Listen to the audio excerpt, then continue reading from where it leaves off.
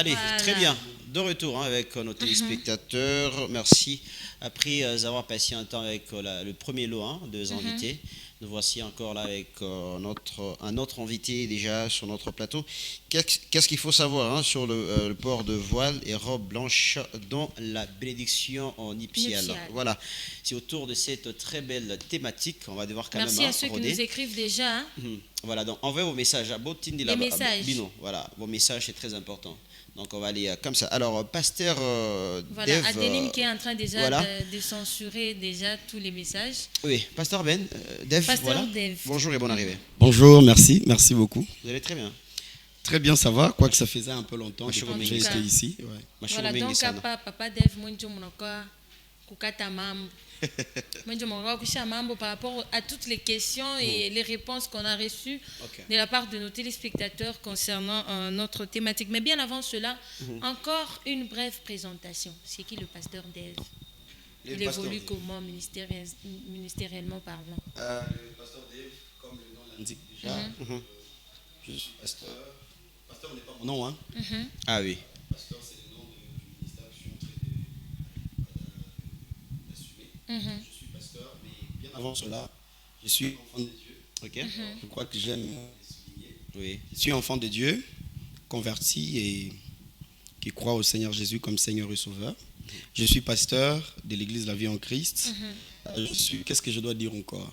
Amoureux des Écritures, voilà. Amoureux de Jésus, et puis marié à une femme, une seule, et une femme-femme.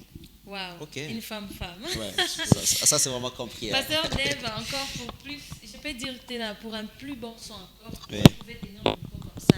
Au milieu, comme voilà. ça. Tout bien. Voilà. D'accord. Bien. Et donc déjà, on va commencer avec notre première question concernant notre thématique, Pasteur Dave. C'est quoi déjà la bénédiction nuptiale? La bénédiction nuptiale, je préfère parler plutôt de la... Bon, déjà que nuptiale, ça signifie simplement tout ce qui concerne le mariage. Wow. La bénédiction nuptiale, c'est le fait que après la reconnaissance du mariage dans la famille, on amène le couple pour qu'il soit béni par le Seigneur. Parce que déjà depuis le début, le mariage a été institué par Dieu. Donc lorsque l'on parle de la bénédiction nuptiale, l'on est en train de voir les deux couples qui viennent pour être bénis par l'Église. Moi je crois que c'est simplement ça. Wow. Et donc déjà là, pour que ça soit vraiment, c'est que ça sonne. Ouais. Il faut seulement qu'il y ait l'aspect robe blanche, parce que c'est ça même notre thématique. Le port du voile et d'une robe blanche dans une cérémonie de mariage. Alors pour que cette bénédiction soit bénédiction comme elles sont déjà, est-ce qu'il faut vraiment, la Bible exige-t-elle vraiment une tenue? Ok, merci pour la question. Quand on se rend à l'église, on doit s'habiller comme ça, on doit être en voile, on doit être dans une longue robe blanche. Déjà dans la Bible, le concept bénédiction du mariage n'existe pas d'une manière pratique. C'est-à-dire il n'y a pas un verset ou une histoire dans la Bible où on est en train de voir de mariés qui sont venus à l'église et puis on les a bénis. Ça n'existe pas. Mais simplement, nous le faisons parce que nous nous référons à l'origine du mariage. La Bible dit que le Seigneur le créa, l'homme et la femme, et le Seigneur le bénit. Dieu le bénit. C'est dans ces concepts-là que nous invitons le couple à l'église pour qu'il reçoive la bénédiction de celui-même qui est le concepteur et l'auteur du mariage. Wow. Donc, c'est loin d'être quelque chose d'imposé dans la parole. C'est loin d'être quelque chose de structuraire. Donc, quelque chose qui est commencé et puis c'est simplement dans le sens de les appeler pour être bénis par le Seigneur. Voilà. Et là, cette bénédiction doit se passer de manière, je peux dire quoi? De manière variante. C'est-à-dire qu'il a mon changement et tout. Même si quelqu'un se dit je pars sans soirée dansante, je pars à l'église avec mon mari, on a déjà doté juste à deux, ça peut se faire. Donc ça n'exige pas la participation des membres de l'église pour que ça soit vraiment... Déjà dans le ministère, j'ai déjà eu à bénir pratiquement 2 mariages comme ça. Comme ça. C'est-à-dire l'homme... Donc l'homme et la femme viennent. L'homme a versé la dot et puis il devait prendre sa femme Il a simplement appelé les hommes de Dieu. Il m'a appelé personnellement. Je suis allé, j'ai prié. Ce n'était même pas à l'église. C'était dans leur propre salon. Oh là là. Ils se sont agenouillés, j'ai prié pour eux. Et il y a un autre point que Papa Dave vient de relever. Et j'ai déclaré le mariage. Donc ça doit se passer même si c'est en dehors de l'église. Exactement. Ça peut se passer même en dehors de l'église. Ouais. Très bien. Alors moi déjà je reviens là parce que vous l'avez dit tout à l'heure, vous avez béni un mariage dans un ministère. Alors, moi j'aimerais un peu savoir qui est censé bénir un mariage. Parce qu'à deux fois aujourd'hui nous voyons dans des églises on bénit le mariage, dans un ministère on bénit le mariage. Et puis si c'est une bonne chose de voir qui est censé un célibataire bénir un mariage. Parce que ça se fait. Voilà. La question que je voulais vous poser c'est pourquoi est-ce qu'un célibataire ne bénirait pas un mariage? Parce que la pensée que nous avons, c'est de croire que tout celui qui doit bénir un mariage doit au préalable être marié. Alors que un homme peut recevoir les mandats de Dieu. Je donne l'exemple de Paul dans la Bible. Il n'était pas marié, mais il a parlé du mariage. Il était responsable, pasteur d'une église. Du coup, ce n'est pas que une question de... Je me rappelle une fois, je devais bénir le mariage de l'un de mes fils et son grand frère est venu me suivre. Il me dit, non pasteur, comment vous voulez bénir le mariage alors que vous-même vous n'êtes pas marié? Oh là là. Je me pose la question. Vous n'étiez pas encore marié. Exactement. Donc, je me pose la question. Un célibataire a le droit de bénir le mariage. On retient effectivement. Simplement, ce que nous devons retenir, c'est que celui qui doit bénir un mariage, c'est celui qui joue le rôle du représentant de Dieu pour le couple. C'est simplement ça. Donc même une prophétesse, même une servante peut le faire. Parce que ça aussi, toujours dans la même question, qui est censé bénir un mariage. Donc même une femme, celle qui exerce le ministère pastoral, est-ce qu'elle aussi, elle peut bénir le mariage? Alors, parce que récemment, ça fait buzz. On s'était tenté le nom. Sur l'internet et tout, ça crée trop de polémiques. C'est pas possible. Alors, je crois que en lisant la pensée de Dieu pour l'Église, je voudrais donner mon avis. Et ce que j'ai compris, c'est que celui qui bénit, comme je venais de le dire, c'est celui qui joue le rôle du représentant de Dieu dans le couple. Et bénir le mariage, c'est quelque chose qui s'est fait par l'autorité de l'Église. C'est-à-dire que c'est quelque chose qui implique de l'autorité. Je ne voudrais pas aller dans le débat de est-ce qu'il faut que ce soit un homme, est-ce qu'il faut que ce soit une femme. Je préfère dire qu'il faut que ça se fasse par celui qui exerce l'autorité.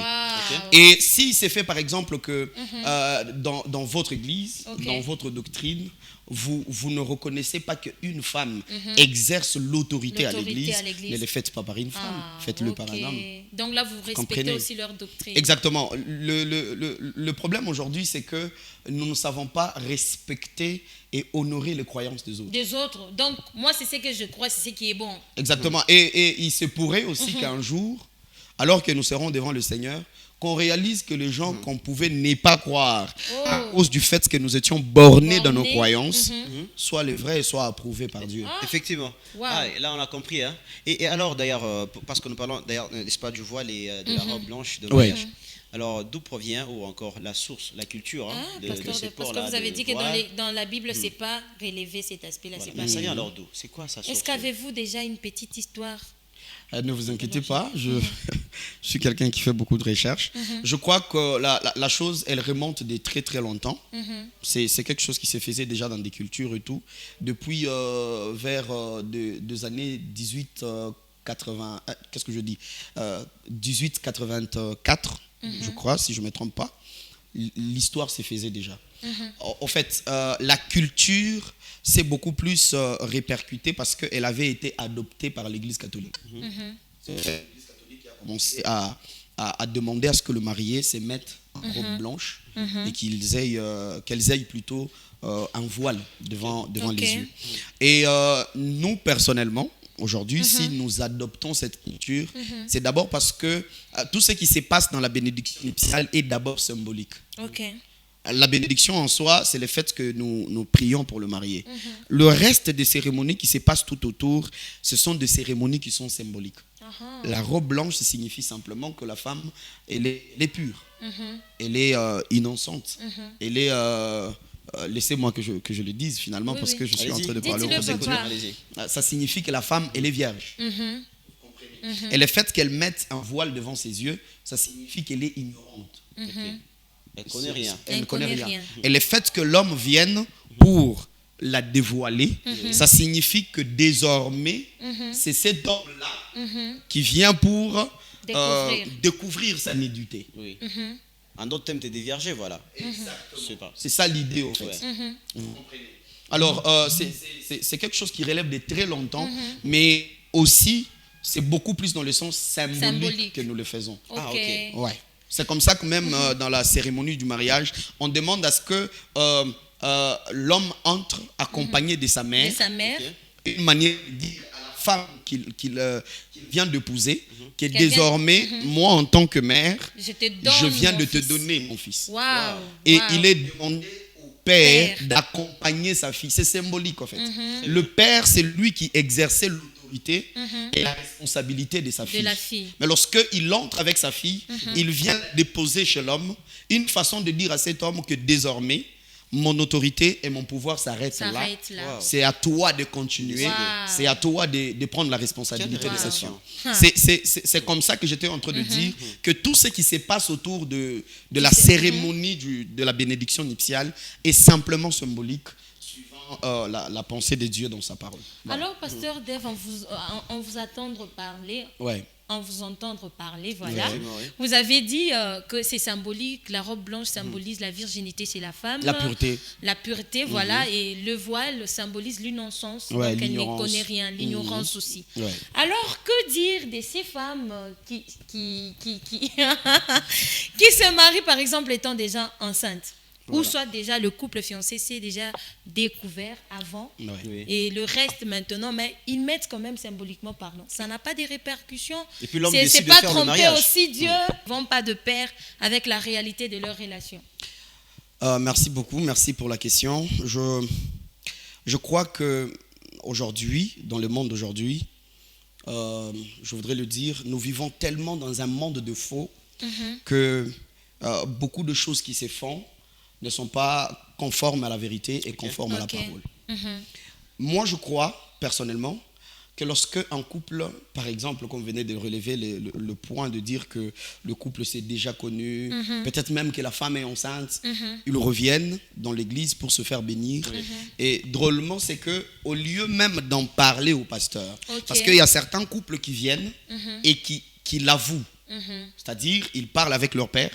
Ils disent, voilà, papa, nous, tels que nous sommes là, on s'est déjà connus.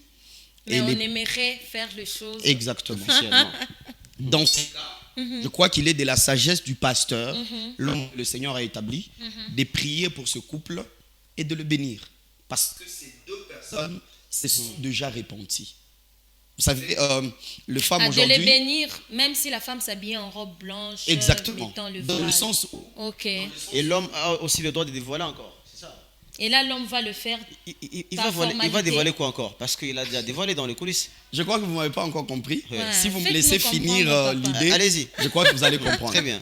C'est-à-dire, à partir du moment où les deux mariés se sont déjà connus, l'Église exige par là que la femme se marie, mais sans le voile. Ah, ok.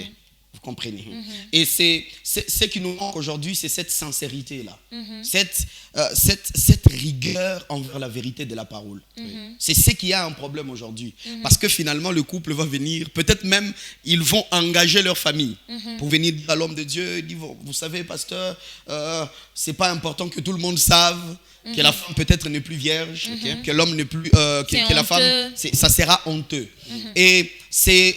en laissant petit à petit ces choses entrer à l'église, que l'église elle est en train de perdre sa force. Moi, je crois que nous devons rentrer dans cette logique à la minute. Elle est déjà, voilà, comme vous le comprenez, il faudrait qu'elle ne mette pas de voile. Mais il y a un autre aspect que je voulais aborder. Il y a certaines femmes qui ont été, permettez les termes, qui ont connu des hommes, permettez que je le dise comme ça, peut-être même qu'elles ont perdu leur virginité, mais c'était beaucoup plus dans le temps de leur ignorance. C'est-à-dire que c'était une personne qui n'avait pas encore reçu Christ. Elle vivait sa vie et après elle reçoit le Christ, elle rentre à l'église. Je crois encore que cette fois-là, il faudrait que l'homme de Dieu puisse jouer à la sagesse. parce que vous savez, tout ce qui est symbolique n'a pas besoin d'être imposé. Très bien. Ok. Dans le sens où il n'y a pas un verset biblique qui dit qu'une femme, lorsqu'elle veut aller se marier, qu'elle se mette en blanche. Ok. C'est simplement quelque chose que les hommes ont organisé. Ils se sont dit, voilà, lorsque la dame, elle va venir sur l'autel, qu'elle soit en blanc, dans le sens que la blancheur signifie la pureté. Ok. Wow. Vous comprenez? Ok. Et je voudrais soulever quelque chose ici. Il est aussi possible qu'une femme a perdu sa virginité corporelle, mais elle a gardé la virginité de son esprit. Oh, Oh. Job a dit Ça, que c'est trop papa profond, là. Dave. C'est comme ça que je nous demanderai, je demanderai aux hommes de Dieu, soit encore à tous ceux-là qui sont en train de nous suivre, de ne pas tellement tenir rigueur à la robe blanche. Ok. Parce qu'il y a certaines femmes aussi qui n'ont pas perdu leur virginité de manière corporelle, mais qui, leur conscience et leur esprit sont Et déjà souillés. souillée. Donc elle Le est pasteur a tout déflorée dit. spirituellement, Exactement. mais Pas charnellement. spirituellement, mais je voudrais plutôt parler Psychiquement. voilà, du psychique. Très bien. Waouh. Voilà. Du coup, tu vas bien s'en aller.